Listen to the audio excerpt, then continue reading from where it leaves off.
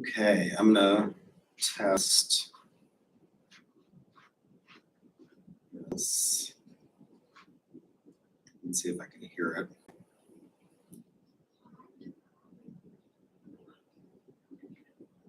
Test. Can one of these? Okay, all right. It sounds like we have an audio. There we go. So that's great. So we're going to continue on our journey through ethical theory and hopefully get through modern theory today. And then we'll move into actually applying theory to concrete examples when we talk about corporate social responsibility. So I know that somebody said that the dates showed that there was a due date. I went in and fixed those. So there's no due dates on the thing. Just follow the due dates in the syllabus, which is on D2L under the content tab in the introductory and syllabus materials. So just as Plato had a very famous student named Socrates, and he says that all he did was write down what Plato says. And I don't think we can take him at his word at that because, it wasn't like they had computers back then and could type really, really fast. I think you get a lot of Plato. So it's hard to tell what are Socrates' ideas and what are Plato's ideas. And what we find is that if you read the dialogues, we can classify them as sort of early, middle, and late dialogues, and ideas that are very well worked out in some of the early dialogues get jettisoned in the later dialogues.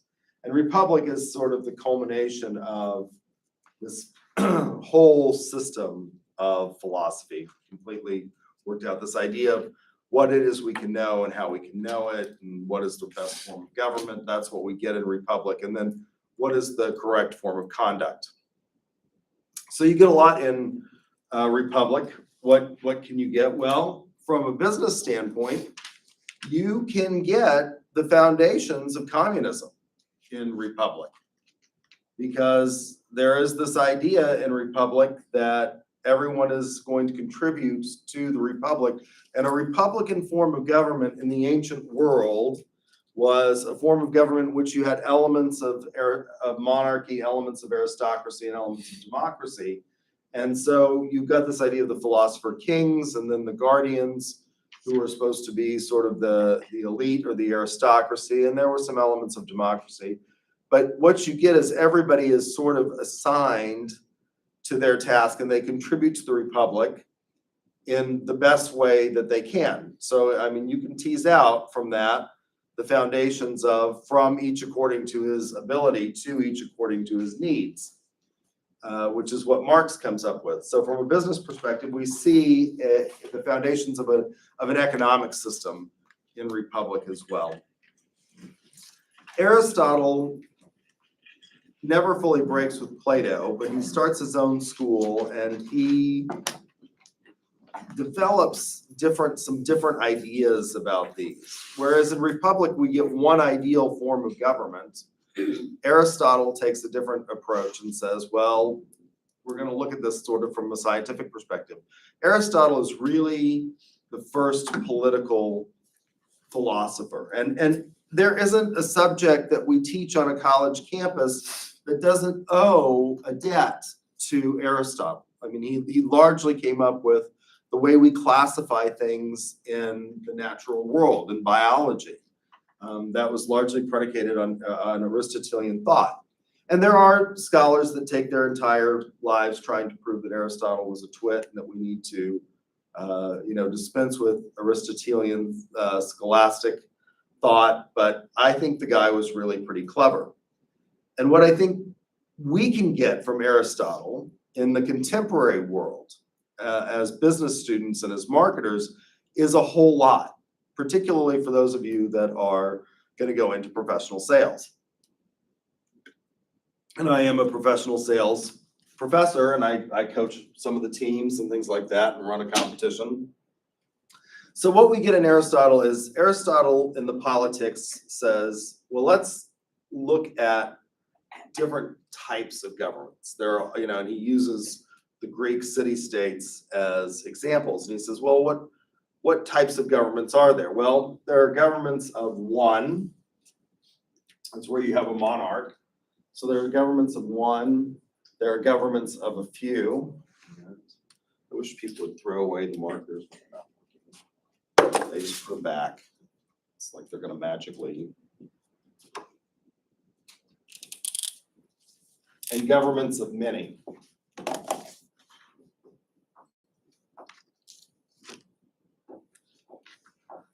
And the reason I tell you this is because when we look at a lot of Aristotelian philosophy, what you see is you see this idea of a balance and a proportionality emerging. And what we'll get in the philosophical ethics of Aristotle is a holistic approach to ethics that I think as business people, we should really consider.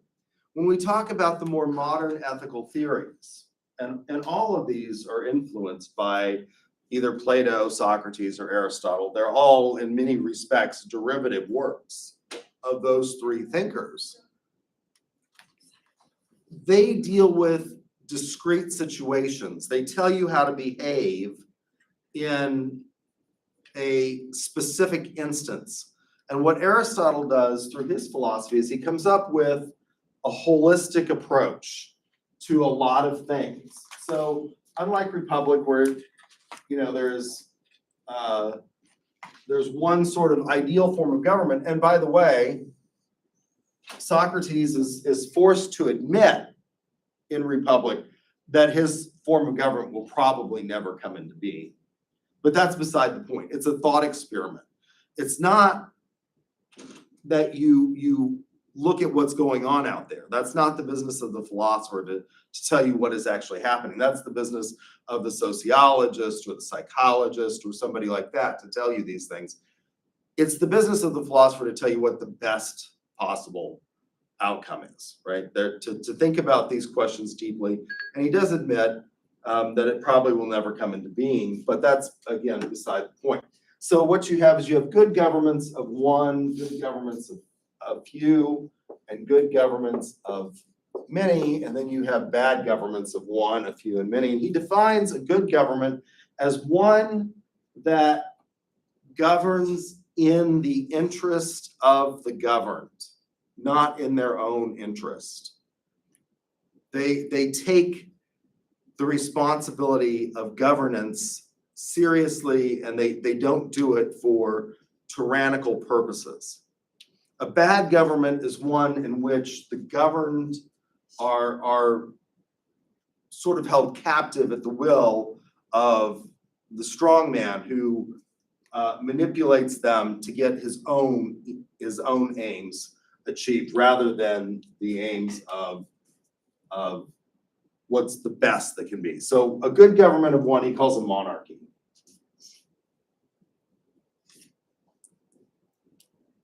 From this idea, in the Enlightenment, you got this idea of enlightened despots, the good king. Henry VIII starts out, by the way. We've witnessed an extraordinary event, the passing of the Queen of England. And the president of France said, for those of you in the United Kingdom, she was the queen of the United Kingdom and Northern Ireland. And for the rest of the world, she was simply the queen. And that's largely true. I mean, there are other queens, Queen Margaret of Denmark, but nobody knows who they are, right? Everybody knows who Elizabeth is. They instantly recognize her. She's the most famous woman in the entire world, right? And she just celebrated her 70th year on the throne, which is called a Platinum Jubilee, 3 months ago. And then, unfortunately, she passed away, and now the crown passes to her son, Charles. Henry VIII started out in this model, trying to be an enlightened despot, trying to govern really in the will of his people.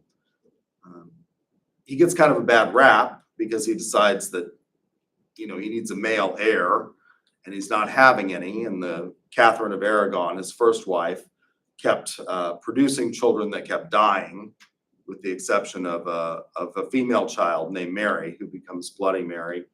But he really did try to start out as sort of this enlightened despot, a monarchy, a good king in the interest of all of the people. A bad government of one he calls a tyranny. That's one in which people, just sort of take over and enrich themselves. There are lots of examples of this throughout history, right? There are lots of tyrannies out there. The vast majority of the world, for most of human history, has lived under oppressive regimes that have not really necessarily been all that wonderful. A good government of a few he calls an aristocracy.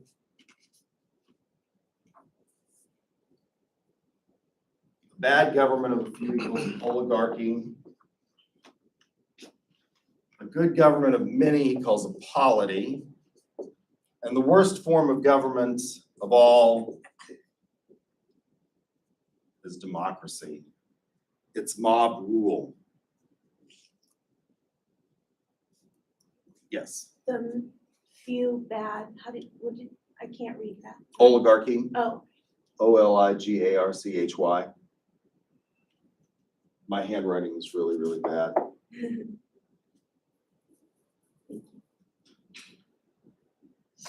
Now, the founding fathers read Aristotle, I'm convinced, and they also read the first 12 books, discourses on the first 12 books of Titus Livy by Machiavelli.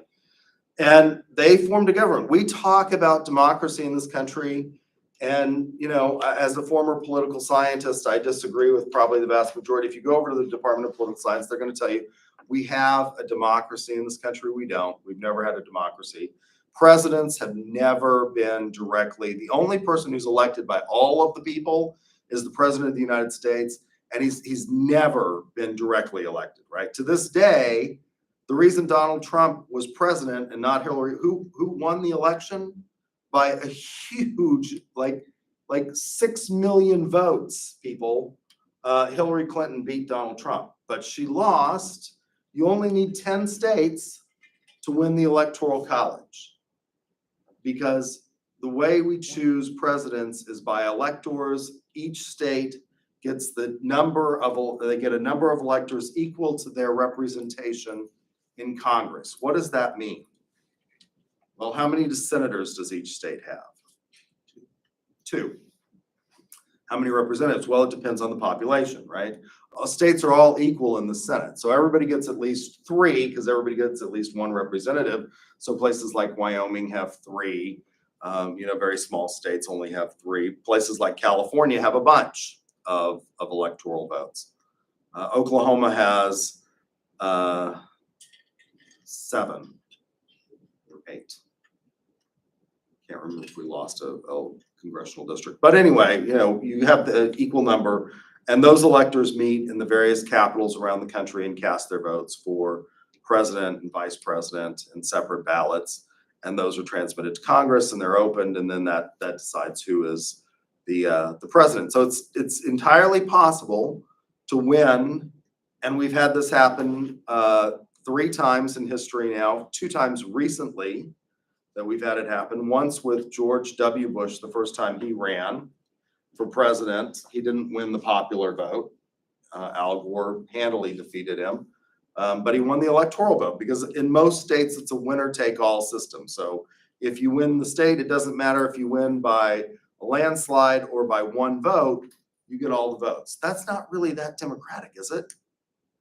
Not really. And the idea of the Electoral College was, well, we can't really trust ordinary people to be voting. So we'll have these sort of political elites who will be between the people and the president. And in fact, in Oklahoma, there's an example of this. In 1968, one of Oklahoma's electors, Richard Nixon, was running, and he won. Oklahoma overwhelmingly voted Republican in presidential elections, although we were overwhelmingly Democratic in state elections until very recently in history. And in 1968, Richard Nixon wins Oklahoma, and there's one elector in Oklahoma who says he can't vote for a crook. And so he cast his ballot for Harry Byrd, I believe. So there's this one vote out there from an Oklahoma election. And that's the idea of the Electoral College, is that they should be free to vote, you know, and decide that the person is no good. Senators were not directly elected by the people, and initially they were elected by state legislators who were overwhelmingly more conservative than the people. So, you know, that's not very democratic. The House of Representatives is the one body where everybody is given the same voting power, because representatives represent a roughly equal numbers of people. We finally got direct election of senators, but that's not very democratic either, because something like 45% of the population now control 52 senators. Does that sound terribly democratic to you?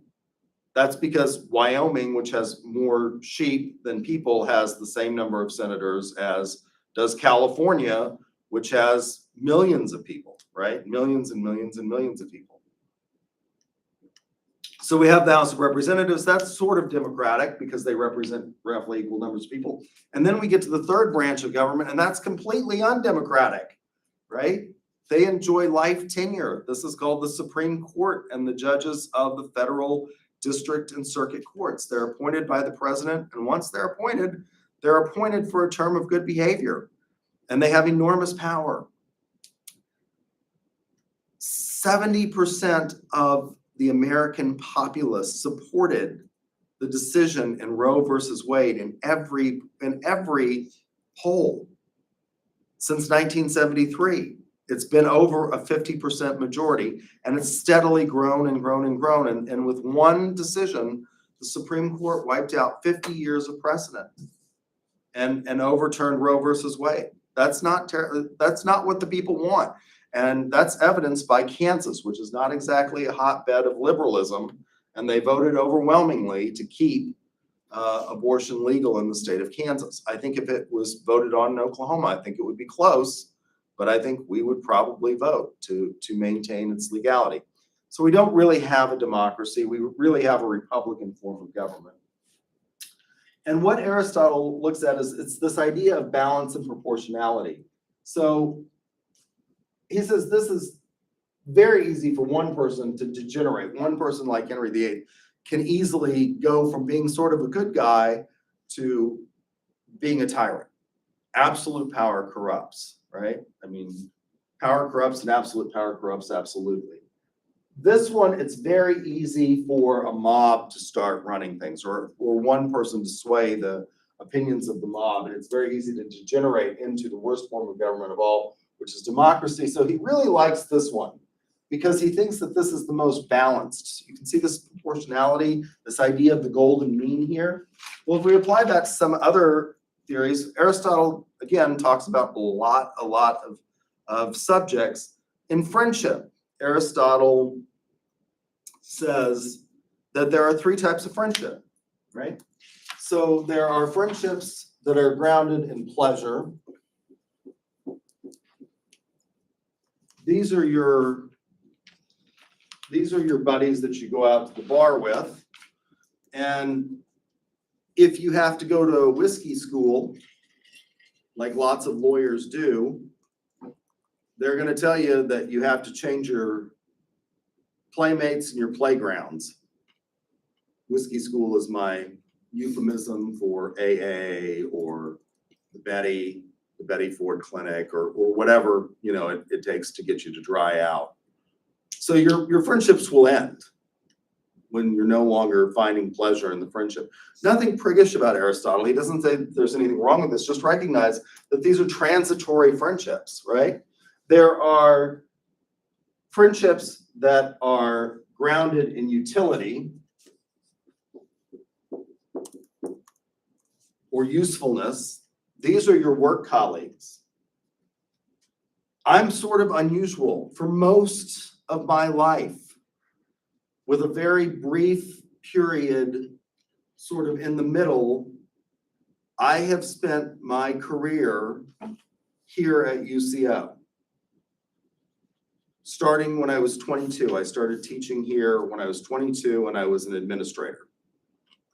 I was the assistant equity officer, and then I became equity officer, and then I became associate general counsel.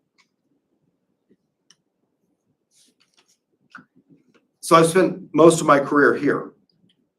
That's really odd. Most people today change jobs every 5 years or more frequently. And most people will completely change their careers at least a couple of times. So you'll start out and you think you want to do accounting, right? And after several years of realizing how horribly boring it is, you'll see the light and decide you want to go into something else like sales, because that's where the money is, right? That's the only profession where you can decide how much it is that you want to make, is professional selling. You can see that I'm shamelessly plugging our professional sales program, right? I'm like a man on a mission to convince people that they want to go into sales. So you'll change careers frequently. Now, you start out at a job and you make friends with people at that job. It's natural. You have to work with these people. You see them probably more than you see your own family every day, because you're spending 8 hours with them and you'll form friendships. And when you leave that job, you'll probably not be friends with the people that you were friends with. You'll make new friends. You may stay friends with a couple of them or something like that, but you'll make new friends at the new job, and friendships take time. Then there is perfected friendship. In this type, this is the friends that you can count on one hand. These are the friends who, I say tongue in cheek, will not only cover for you, they'll help you move the body. These are the people that you are lifelong friends with.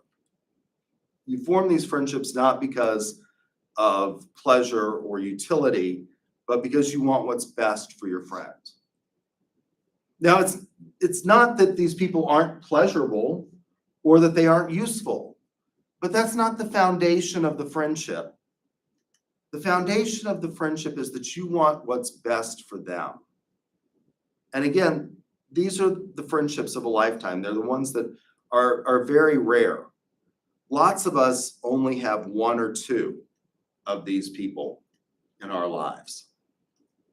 We can, the people that you can absolutely count on. If you're down on your luck and you really need, something to tide you over, they'll write the check. They'll give you a place to stay. They'll, loan you their vehicles, things like that. What you see is these are the middle ground. And so in his Ethics, which there are two books that Aristotle writes on ethics, the Nicomachean Ethics and the Eudemian Ethics. Now, most scholars believe that the Eudemian Ethics is the more, or the first book, and the Nicomachean Ethics is the more complete work, except for Sir Anthony Kinney at Oxford, who believes that the Eudemian Ethics is actually the more complete work. So Aristotle says in these works, well, in order to figure out what the good is, we have to figure out what the purpose of a human being is. What is the end of a human being? What is it that we're made for? What do you all think of the purpose of a human being is?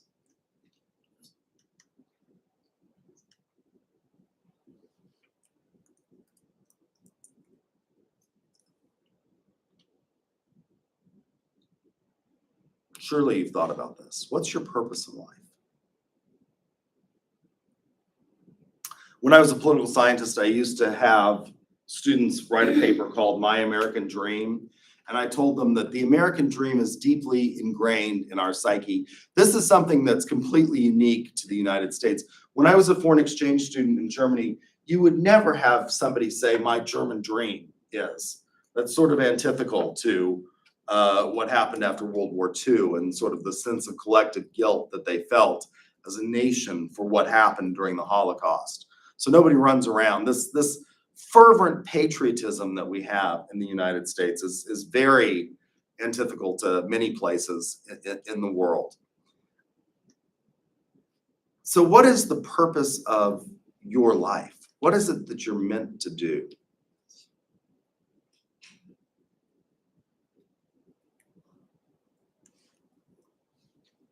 Any ideas? Maybe just to live the best I can and try not to make the planet worse than when I got here. Oh, okay, so make it a little bit better. Yeah. You can get a duck. Make the planet a little bit better than what you found. Okay, I think that's worthy. Something, like make a better place.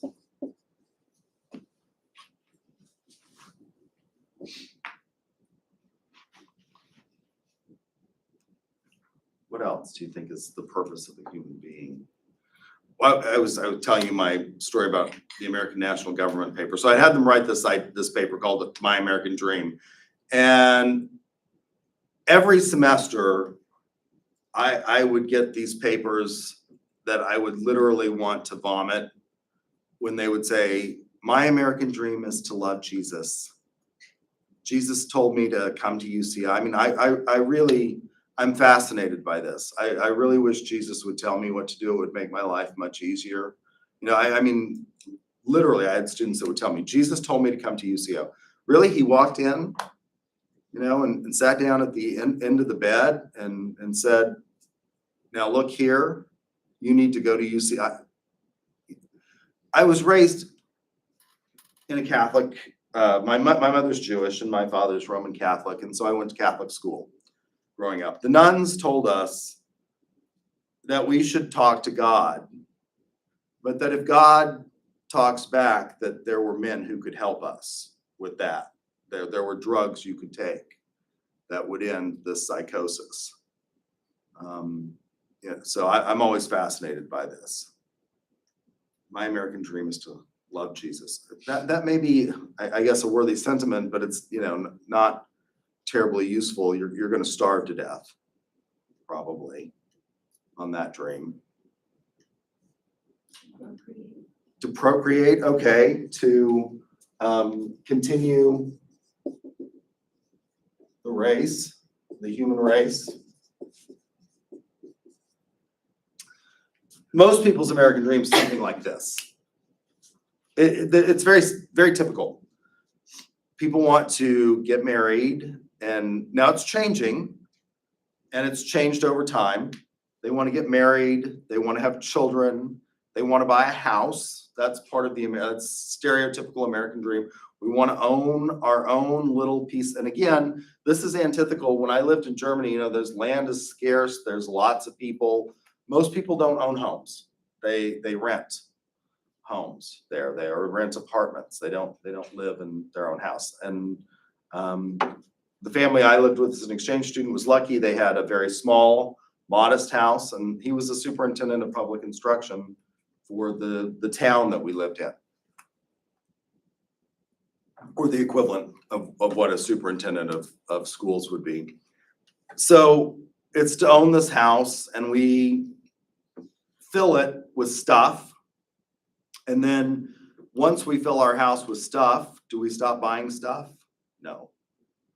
We buy more stuff, and we put stuff in storage, or we get a bigger house. That's, like we're going to get a larger and larger house. My brother just got a bigger house because he's got all this stuff, and he decided that he needed more room.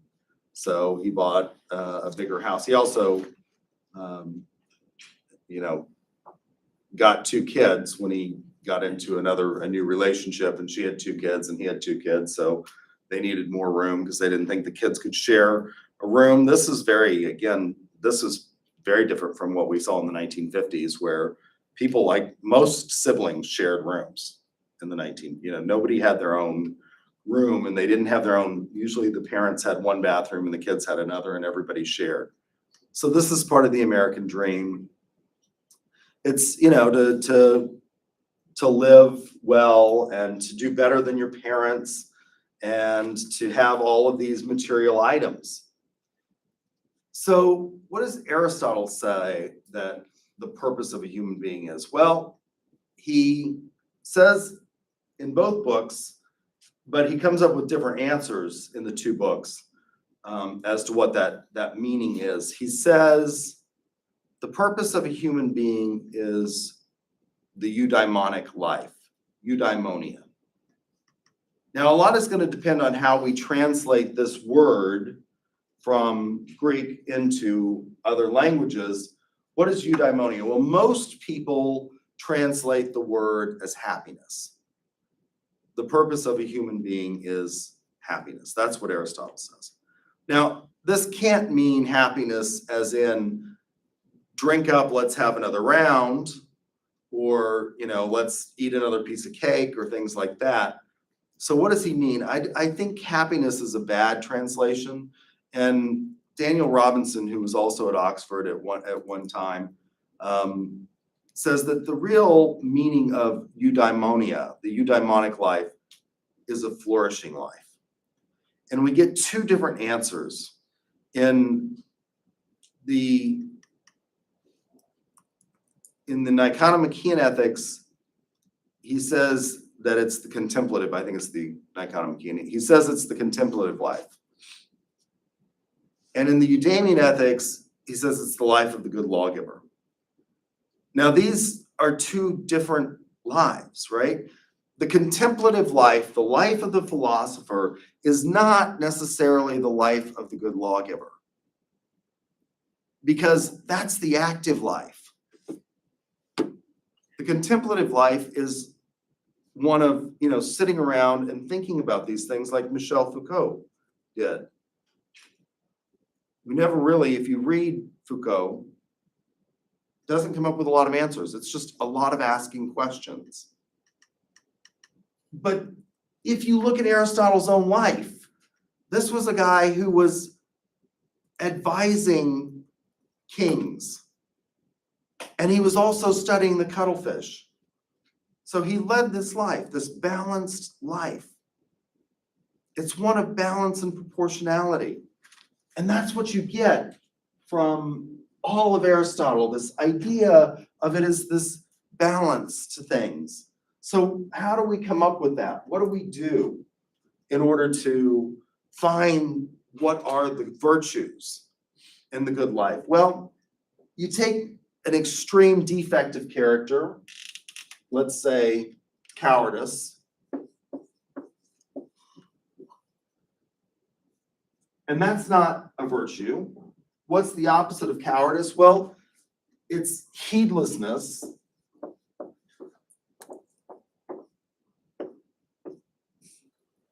The heedless person is somebody who's always willing to fight.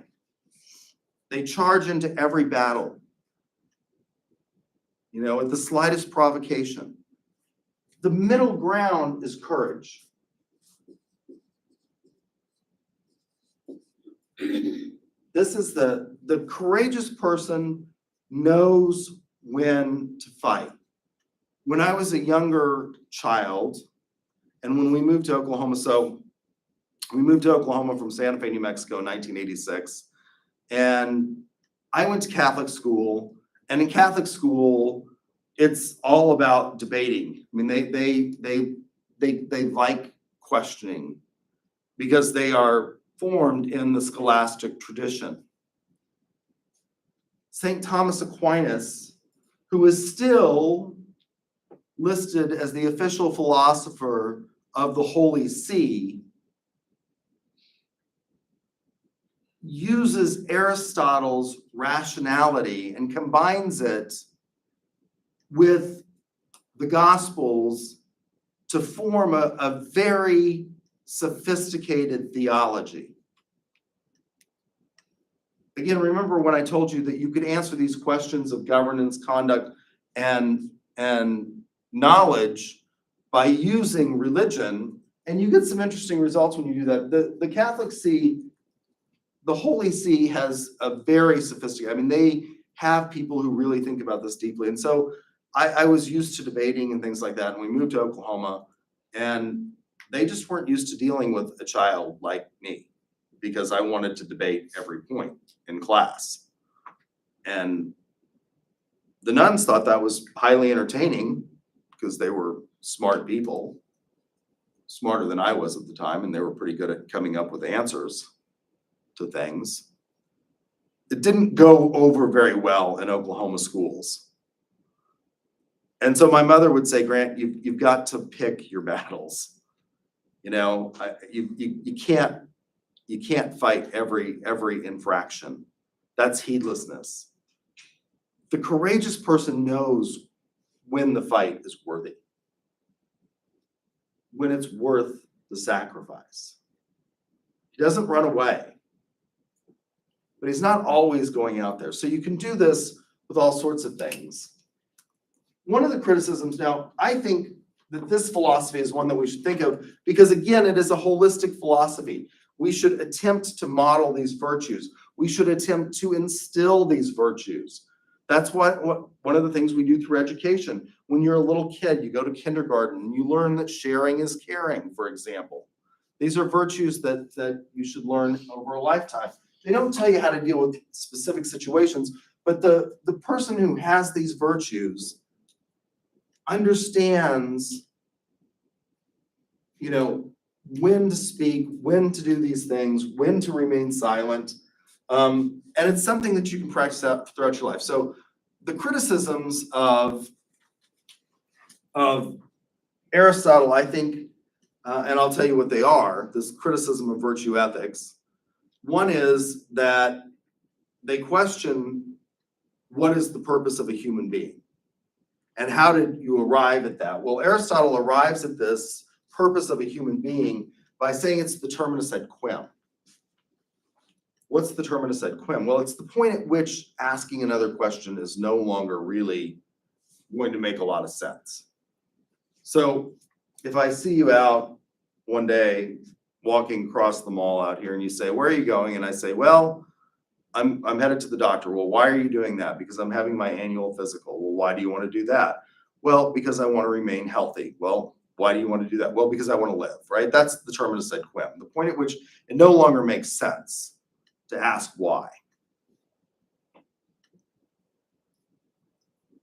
So Aristotle comes up with this terminus ad quem as being the eudaimonic life, and a lot of people criticize that, and they say, well, you know, other people might come up with something else. They might say that worshiping the deity is the purpose of a human life. It's to worship God. It's, you know, I mean, I think a lot of those criticisms are unfounded. The second criticism of Aristotle is, well, even if we can agree on what the purpose of a human life is, can we really all agree on the virtues? Well, I think Aristotle does a pretty good job. And we know of at least one highly successful example of how this has worked, how this philosophy has been employed by a person who became his own sociological experiment in the United States. His name was Benjamin Franklin. He's one of our favorite founding fathers. He's the only one that we know by his shortened name. We call him Ben Franklin. We wouldn't say Tom Jefferson, right? I mean, it just, you know, it's Thomas Jefferson. But Franklin was really a man of the people. He was born in very humble circumstances to a working class father who, you know, made soap and candles and things like that. He was apprenticed at an early age to an older brother who was a printer, who was kind of cruel. And Franklin learned early on that he had this ability to influence people. And it sometimes got him into trouble. For example, he convinced a group of boys that there was some stones that had been delivered to build a house in the area in which they lived, and he decided that they could just make use of those stones and make a little pier out to fish off of. And his father found out, and he said, you know, nothing is good which is not earned, which is not worked for. And he took that to heart and he set about reforming himself. And he came up with a list of 13 virtues.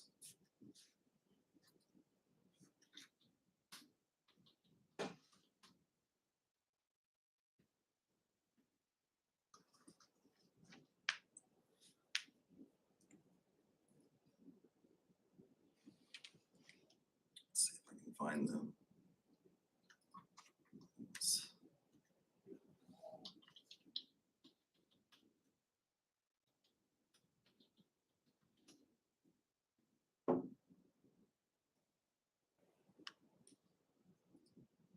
If you go to 13virtues.com, you can find these.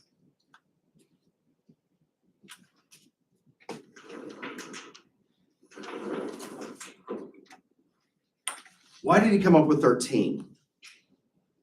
Well, he made a little checklist on a piece of ivory so he could wipe it clean.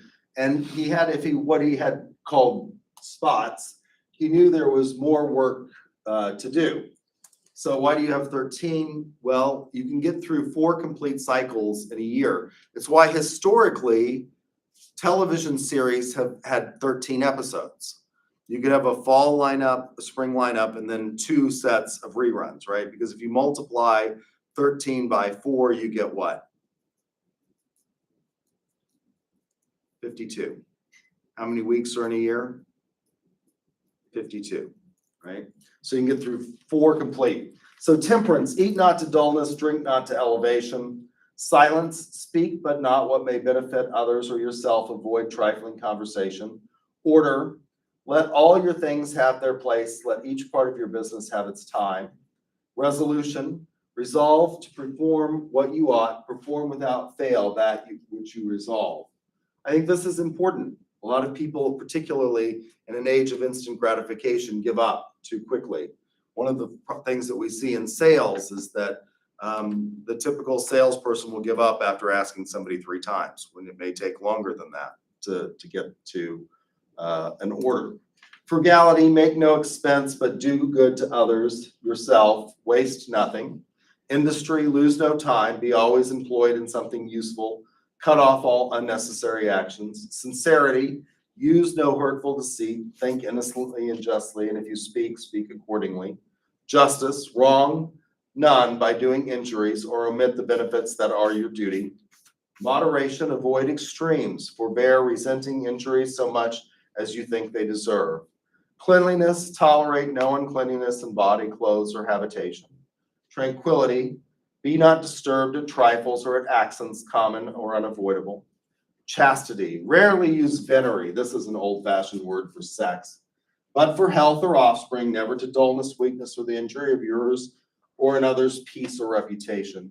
Humility, imitate Jesus and Socrates. I think that's a good list. I think if we practice that, we can see that you can become successful. People who do these things, who model this kind of code, generally do better. We're finding that out in business. People want to do business, particularly among your generation, with businesses that we perceive as having good moral values. It's why companies like Bombas and Tom's are so successful, because they have this 1 for 1, right? Setting out to make a difference where you can. So I think it's well worth thinking about. Again, it doesn't tell you how to act in each situation, but you can see that if you practice these, you'll begin to familiarize yourself with the way you should behave in a given situation, which is different from the other 2 philosophies that we'll talk about in a minute. So I think this is worth thinking about. So on to modern ethical theory. We could talk about lots of other philosophers in between, St. Augustine of Hippo, Thomas Aquinas, as I've said. but I think those are worth thinking about. Let's move on to modern theory. So if I asked you, modernity begins, what would you say? What would you guess is the beginning of modernity? Industrial Revolution. The Industrial Revolution, you get a duck. That's what a lot of people think, right? And there are some historians now who have started saying that the Industrial Revolution is the beginning of modernity. I think other historians disagree with that, and I would probably agree with them more. But why would you say the Industrial Revolution in terms of modernity? Is that when we started making machinery and stuff? That's when we started. We had machines before then, but they weren't like mass produced, right? They weren't readily accessible. You can have another duck. So I think the Industrial Revolution is a good thing to think about. It's when we get the automobile, right? The first mass produced automobile was made by Henry Ford. You could have it in any color you wanted, so long as that color was black, right? Which is a horrible color. If you're in Oklahoma where it's hot, you know, all cars should be white so that they reflect the maximum amount of heat and sun radiation. So the Industrial Revolution, I think one of the reasons that that's an attractive answer is because that's when we see a radical transformation in society, and that is definitely true. We see a movement away prior to the Industrial Revolution. The vast majority of people, as I suggested to you at the beginning of this class, you know, lived on a farm. They had 40 acres and a mule, and they grew what they needed, and they sold some excess if they had it at, you know, at the farmer's market or to a co-op or something like that, and you sort of scrape by. And if you were, you know, really wealthy, you had a big farm or a plantation or things like that. But most people prior to the Industrial Revolution were agricultural. There were very few people that lived in cities. And so the vast majority of the country was out and sort of on their own. It's one of the reasons that you get this idea of American individualism and ruggedness, because every time we got a little bit too crowded, well, we just moved further west and established more territory, right? Or stole more territory or bought it, in the case of Louisiana Purchase from the French. So I think that's an attractive answer. From an intellectual standpoint, modernity really begins with the thinking of one man, Niccolò de Bernardo de Machiavelli. He was a Florentine official, and when the Medici come back to power, so the Medici are in power, then they lose power, and they have this republic. And when they come back to power, Machiavelli loses his position. He had been an ambassador and a fairly high-ranking official of state, and he was pretty good at that job. So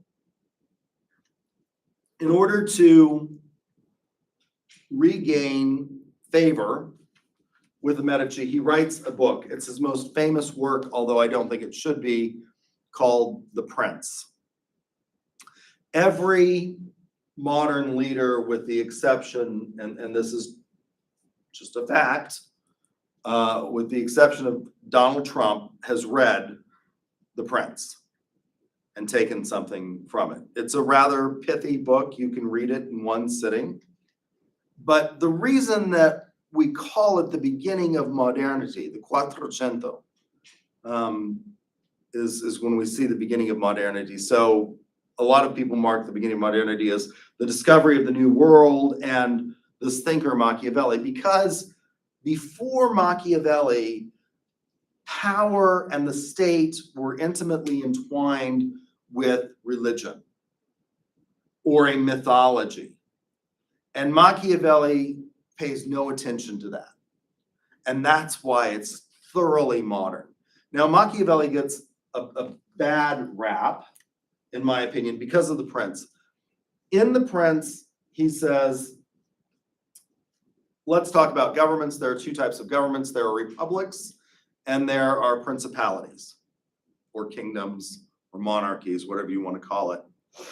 I'm not going to talk about republics because I talk about that elsewhere. He does talk about that in the discourses on the first 12 books of Titus Livy.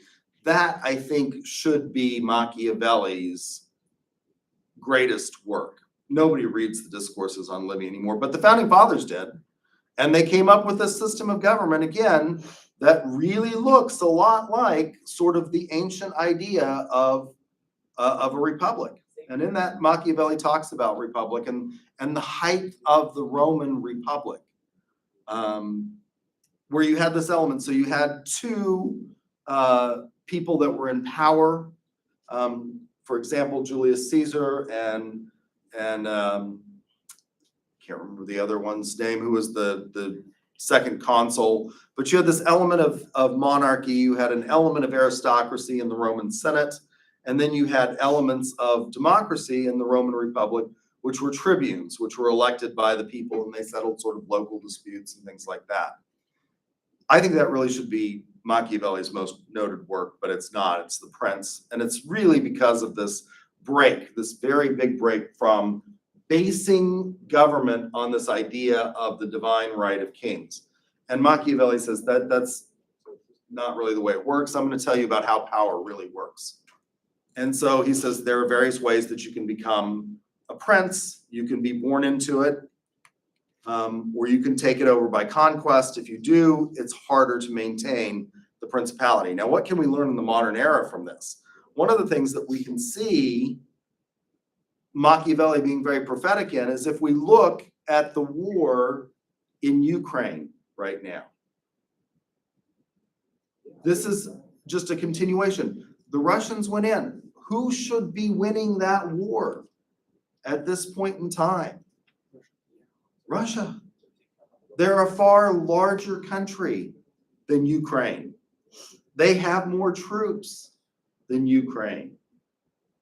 But when people don't want to be conquered, it can be really difficult to conquer them. It's one of the reasons why Afghanistan has been so difficult for many people. The Russians tried to conquer Afghanistan and they lost miserably. We tried to control Afghanistan, and what happened 30 seconds after we left? The puppet government that we set up there, in a democracy, it took less than 3 days and it crumbled. People who don't want to be conquered are very difficult to conquer. So he recognizes that, and he says, if you do this and you conquer these places, you have to be prepared. And he talks about how power is actually wielded and what you have to do to maintain that power. Now, Machiavelli never comes up with a formula that is attributed to him in The Prince. He never specifically says this, but you can tease it out of The Prince. So Machiavelli says, for example, in The Prince, that morality for the prince is different than morality for you or I. You have to not allow citizens to lie. And again, we'll see this in practice in modern policing, right? When the man with the badge is talking to you, can you lie to him and get away with it? No. It's called obstruction of justice. Can he lie to you? Yes. Right? So Machiavelli says this, like, if the prince needs to lie, that's to maintain the power of the state. That's what you have to do. It's just this raw reality in the exercise of power. That's why he is really the first modern thinker, because he does away with all of the smoke and mirrors of this idea of divine rights of kings and things like that. And so this is the way power actually works. What people have attributed to Machiavelli, and when they say that you are a Machiavellian, the formula that they come up with is the ends justify the means. He never says that exactly. Again, you can tease this out. But where do we get the ends justify the means? Well, in utilitarian theory. So modern ethical theory is largely, and our democratic system is, or our quasi-democratic system,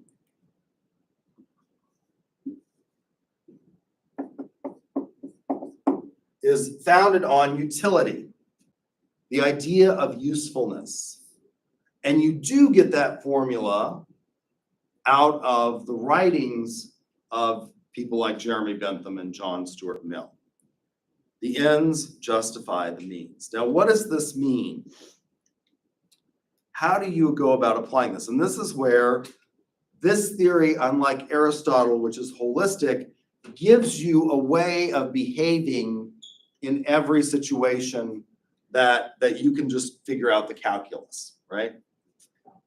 So what does it mean to say it's utilitarian? Well, in every situation that you go into, you have to figure out what is going to produce the greatest good.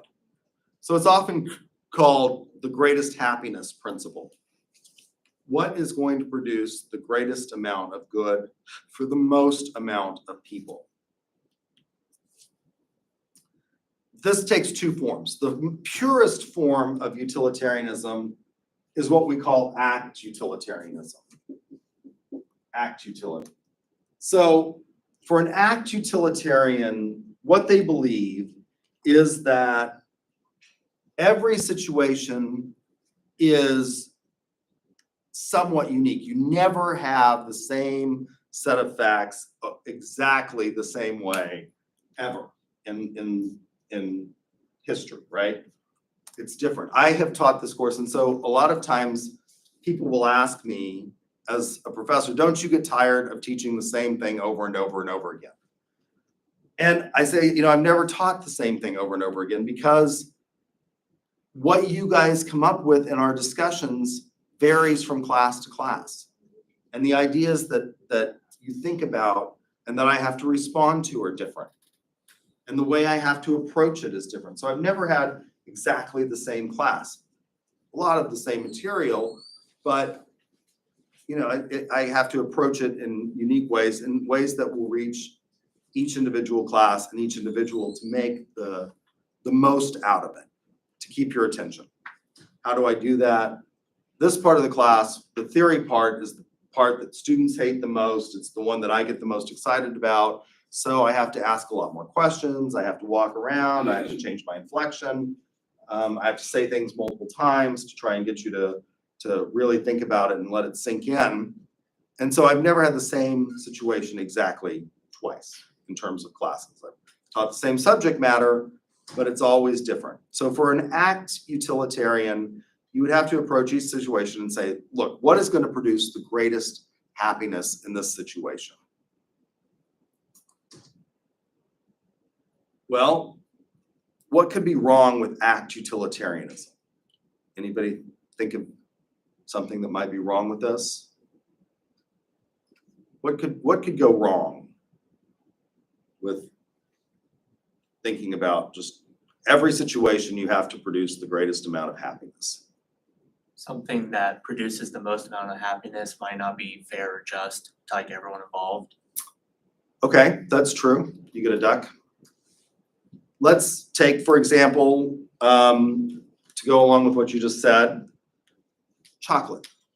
Most people don't know this, but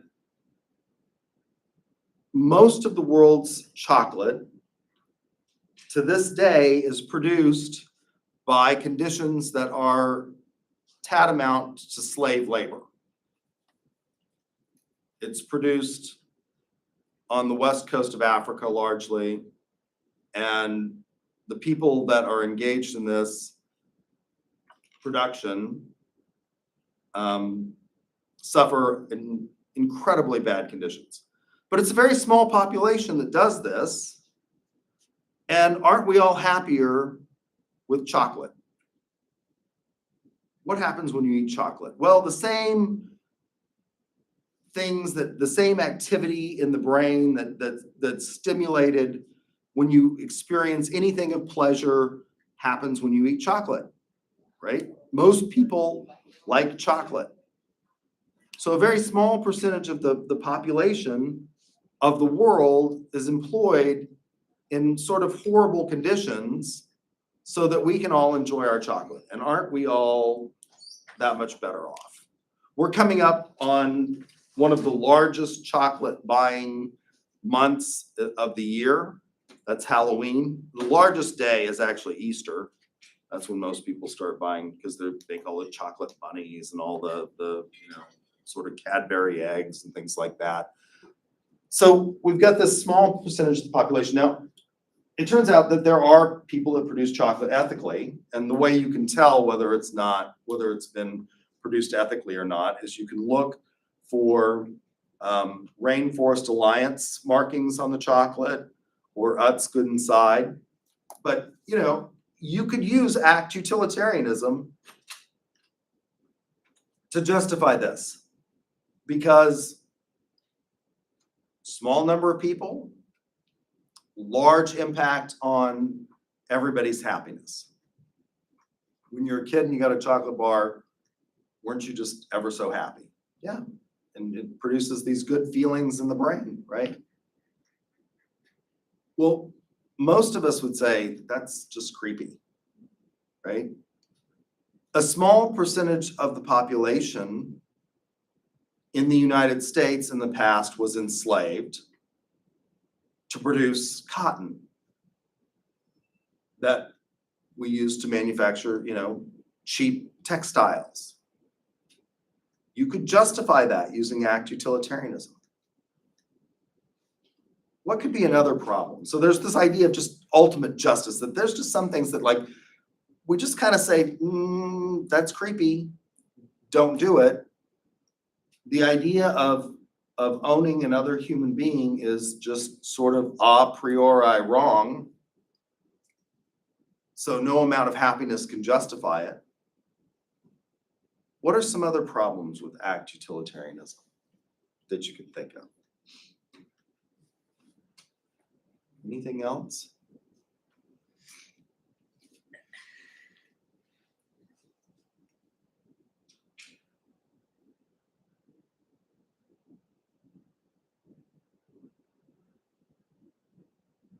What I've presented you with the chocolate is a very simplistic problem.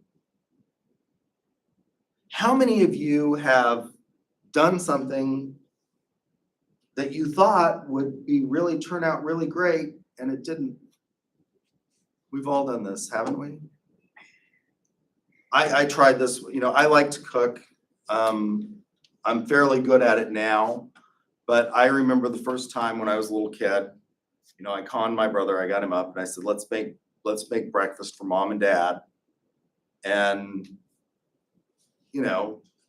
little people and fire and, machinery don't always turn out really wonderfully, right? We made a huge mess with the blender trying to make the pancake batter. And then, lit the stove on fire with a grease fire. Our intentions were good, but it turned out really poorly as the smoke alarm goes off and my parents were awakened for everybody. It's a weekend, they wanted to sleep in now, and there's this huge mess in the kitchen, but our intentions were good, right? So, should you hold somebody responsible for what is unforeseeable? And that's even a very simplistic situation. This idea of me cooking breakfast as a little kid is pretty simplistic. What do you do when you get into really complex situations, really complex systems? So for example, would you hold Henry Ford morally culpable for the state of the environment today? He produced the automobile. And again, this is not a political statement. This is a scientific reality. So my friend Robert, who works for the Weather Service, this is fascinating to me. Most of the meteorologists at the Weather Service don't believe in global warming, or anthropomorphic global warming. I just find that fascinating. So he's constantly coming up with these people that he thinks are experts in the field to, and he sent me one. The guy's a geologist, and he's talking about how global warming doesn't exist. I don't know if you know this, but like climate science is what happens from the surface of the earth up. Geology is what happens from the surface down, right? I mean, like he's not qualified as an expert. I'm not qualified as an expert, but what I can tell you is that there are no credible juried, refereed journal articles that deny the existence of global warming. Within that field, there is debate about how serious this problem is. Everything from it's too bad we can't even fix it at this point, and we're all gonna, perish, to maybe we ought to start making some real adjustments to the way we live. A lot of that global warming is produced by emissions from cars and automobiles, particularly in places like the United States. Again, going to my experience in Germany, when I was a foreign exchange student in Germany, do you know how many cars the family that I lived with had? One. The father used it to go to work every day. They were an upper middle class family. They had one car. The mother of the family walked. They had this refrigerator that was like the size of the refrigerator that I had in my bedroom to keep Pop in when I was in high school. That was the size of their, she walked every day to the market, which was about, I don't know, a quarter of a mile away, and she bought stuff for the day, and they didn't carry huge food, store huge sums of food. They had one car. How many cars does the average American family have? It's not one. It's probably 3 or 4, depending on how many kids you have, right? I mean, every American family. So would you say Henry Ford, this started with Henry Ford. He manufactured the first car that was readily accessible to the masses. And would you say that he is morally culpable because he did this, and now look at how badly it's turned out? How do you even measure this? So we've got this global warming problem, but a lot of us are happy with our cars, aren't we? I mean, this is one of the things that is different from your generation to mine that I find fascinating. So my department chair, her kids didn't get their driver's license at 16. They all waited till they were, why would you need to do that? Your parents will drive you where you want to go. I couldn't wait to get my driver's license. I couldn't wait to get my pilot's license. I started flying when I was 8 years old, taking lessons. I soloed at 16, and then I failed my driver's test. I could fly an airplane, but I failed the driver's test. I got my private pilot at 17, my commercial at 18. It's what I wanted to do. I wanted to be an airline transport pilot. It didn't work out for me. But this is totally different. Like my generation, because we didn't have this device that was constantly entertaining us, that is attached to all of us, to the point that we now have, how many of you have had this experience where you have, excuse me, phantom vibrations? How many of you experienced that? Where you think your phone's going off, you put it in your pocket, and you feel like it's going off, and it's not? That's what, like, a vast majority of people have experienced this. So we didn't have this device, so cars were like freedom for us. We couldn't wait to get our driver's license. We got it at 16, and we couldn't wait to get a car. if your parents didn't buy you a car, that was your goal among my generation. Now I realize it's not among your generation because you've got this device that's constantly entertaining to you. So why would you need to drive anywhere? What is the latest? I keep telling you, my nephew plays whatever the latest fad game is. What's the latest fad game? How many of you are gamers and play, online against other people? Yeah, I got a test. No one wants to admit that. Yeah, I mean, you've got this constant barrage of entertainment at your fingers, so why would you want to drive? But for my generation, that was a big deal. We wanted a car, we wanted to get away from our parents. Your generation also really likes, you're friends with your parents. That's very different from what it was in the past, where parents were not friends. So everybody has a car. And at 18, eventually you have to get a car whether you want it or not. And isn't that make us happier because we're able to go get stuff, we can go to a job, we can work, we're productive, we're paying taxes. How do you measure this? How do you measure the harm that has been caused by the car versus the goods that it has provided? I mean, the automobile has largely allowed, as part of this industrial revolution, for a radical transformation in society where, again, we're not living on 40 acres and a mule. We all have these things that we can go get very easily. We're not growing our own tomatoes and cucumbers and stuff like that. We can go to the store and we can get all this. And hasn't the automobile allowed us to do that easily? I mean, again, going back to the example of the mother in Germany that I lived with, she had this little cart and that was very typical. Lots of German women had these little carts that they took to the market, which meant that you could only get groceries for pretty much one day. There were 4 people in the family. I was 5. They had a boy and a girl, so there were 4 of them. You can only get what you can carry.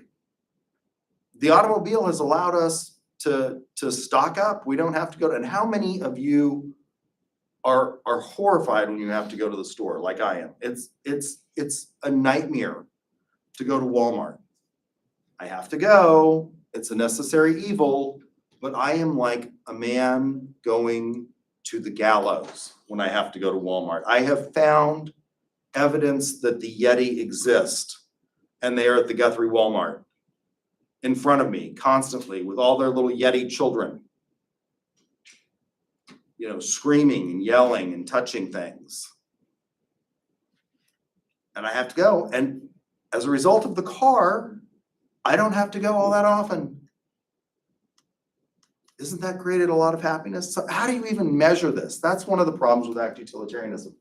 So a second version, yes. Would people consider themselves vigilantes be considered, would they consider themselves? Oh, that's another problem. Yes, you can get a duck. That's a problem that we could have, is that you could justify vigilantism if it creates more happiness. So there's a television show about this called Dexter. Some of you may have heard of it. Dexter is a psychopath, but he's learned to channel his psychopathology in a positive way, and that he only murders other murderers that are, getting away with crime that the police can't solve. Yeah, you could justify that. If you took out, who the bad guy is, you take him out, and haven't you saved a lot of time? Doesn't Dexter, by taking out these bad guys, I mean, when you arrest these people, what happens to them? Well, they go to jail. That means that they're living off of state support. Once they're in jail, they're probably not going to be able to pay a lawyer, so they're usually indigent, and they qualify for a public defender, which is paid for at the public expense, right? I mean, yeah, you could justify vigilantism with Act Utilitarianism, absolutely. Because they could say, taking these people out makes the world a better place. To fix this, a second form of utilitarianism develops, which is called rule utility. What rule utility says is that rather than looking at these instances as discrete, over the course of human history, we have enough interactions that are the same that we should be able to develop generalized rules for behavior, and following those rules may not in a specific instance lead to the greatest happiness, but in the aggregate, it will lead to the greatest happiness. So going along with your vigilante thing, let's suppose that the police officer, how many of you have seen a movie, it's rather old now, called Judge Dredd? I think they made a remake of it. Nobody's seen this movie? I think they made a remake. Let me see. It originally starred, let's see, Judge.